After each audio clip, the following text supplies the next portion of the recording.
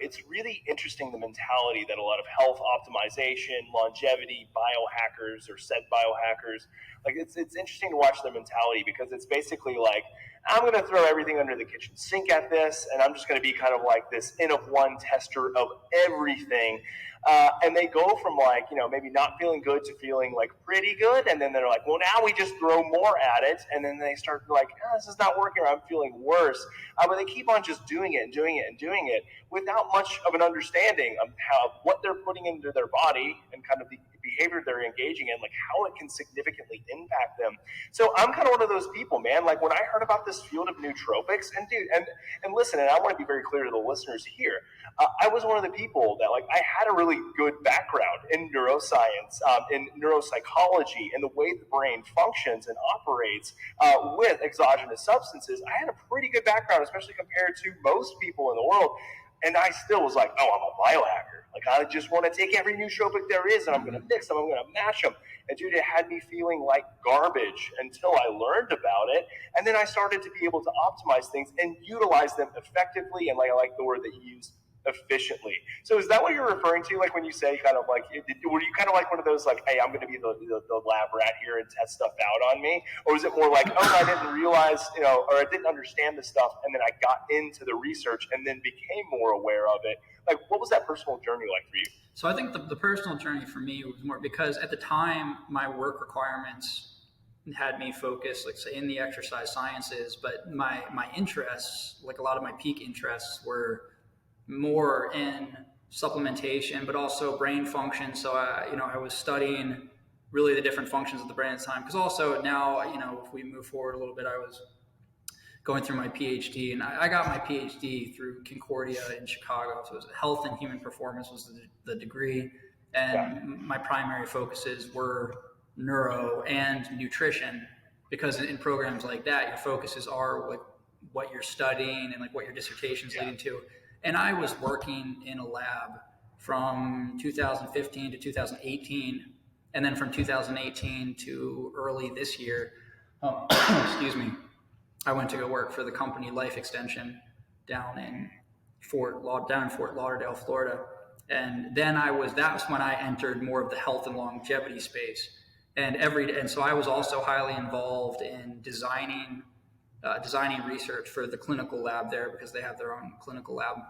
So throughout this entire period of me working and doing my dissertation, I was always involved in lab work, excuse me, and I was always surrounded by PhDs from different fields. At Life Extension, I would say, as far as academic tenure goes, I was at the low end of the totem pole where I worked. Like, I was still in the middle of my PhD. The person in the office to the right of me was a PhD in neuroscience from the University of Miami. The person to the left of me was a PhD in molecular biology from Jamaica, or something like that. And then the people across the hall from me, like it was all the same thing. So I was always surrounded by people who were much more, I would say, educated than I was in different fields. But, excuse me, we were all tied together on the same team that was really on the frontier of supplemental nutrition. Like, not only were we, it's a supplement company, but the product development that we were involved in was really concerned with finding new and novel modalities and creating different technologies to deliver nutrition to people in an effective way. Like, some of the things that we were doing, it's funny because I actually was at a conference a couple months ago, and somebody had said to me, like, oh, like Life Extension, like, yeah, like, and this person's situated more in sports nutrition. They're like, yeah, they're like, they don't really do a whole lot of like new interesting stuff, do they? And I was like, it just reflected the disconnect to me, because like, no, some of the things they do are so high level and so far ahead of what everybody else does that commercially people don't grasp it. And that, and that might have been maybe like a marketing thing that they need to work on. But I was highly fortunate to have, I say, like, my start within the dietary supplement industry with that company, because they're known for their scientific rigor and all the experience and knowledge that I was able to accumulate from people who were much more intelligent and experienced than I was, and all these different field perspectives. But excuse me, all throughout that time, now entering the field of longevity and general health, now I was becoming more learned on nutrition and how it affects not just sports performance and muscle function, but brain function, liver function, pancreatic function, and so I was exposed to a new depth and breadth of knowledge, and the whole time exploring and studying these interests of mine further. And again, like I said, prior to, I think that I had done myself a disservice for, not using exogenous substances appropriately. And then because of that, was having to try to retroactively then experiment on myself to figure out, okay, now how can I try to get myself to return to some kind of baseline that one might consider normal? Yeah, it's for me, and it sounds like for you too, though, there has to be this level of deconstructing, because I had this kind of idea. For me, it's I'm feeling really good. Now I'm ready to optimize. So optimizing must just mean that when I throw everything in the kitchen sink at it, I hear, whatever a health influencer or biohacker saying, hey, I tried this is really great. And then what do people do? They go out and buy it, because in the end, supplementation for a lot of people is easier than doing some other health behaviors, because we're talking about taking a pill. What's funny, I'm sure you know this, is that the research has actually indicated that even with supplementation, a lot of people find that to be a difficult behavior. So that's where oh man, now we know we're truly in some trouble if taking a supplement, or let's even go in the pharmacological route, taking medication is difficult for people. How are we going to get them exercising or engaging in whatever other type of health behavior? But a lot of it for me was, again, deconstructing my thoughts. And it brings me to a question that I have for you that I'm just genuinely kind of curious as to your take on this.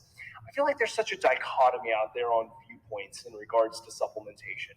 You've got the longevity, the health and wellness people, the health and human optimization, biohacking community, which is gung-ho, I'll take everything under the sun right now. I don't even care. You don't have to tell me any mechanism of action. You don't even have to tell me the name of it. Just put it in front of me. It gives me a longer, better life. I'll take it. Quote unquote, longer, better life. And you've got the opposite end of the spectrum of people who are nope, supplement industry, they're just out there to kind of screw us all over with marketing. It's all just a bunch of sugar pill. It doesn't actually work. And I'm whoa, is there a middle ground here?